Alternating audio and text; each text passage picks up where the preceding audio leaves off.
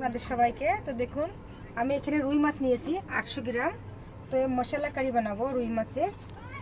এখানে দিয়ে দিচ্ছি 1 চামচ লবণ, 1 চামচ হলুদ, এখানে দিয়ে দিচ্ছি হাফ চামচ কাশ্মীরি লঙ্কা, অল্প একটু সর্ষের তেল, ভালো করে মাখিয়ে নিতে হবে।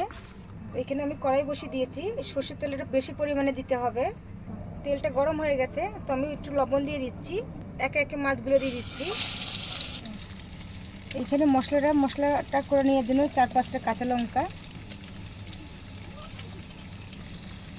1 চামচ গোলমরিচ, চামচ সর্ষে, 2 চামচ জিরে, 2 চামচ ধনিয়া, একটুখানি আদা, 2টো রসুন, অল্প একটু জল দিয়ে একটু ধনিয়া, মাছটা লাল লাল করে ভেজে নিয়েছি। তার ভিতরে 2-3টে এলাচ, 2 চামচ কাশ্মীরি লঙ্কা, তারপরে দিয়ে দেবো 2 চামচ হলুদ নিতে হবে।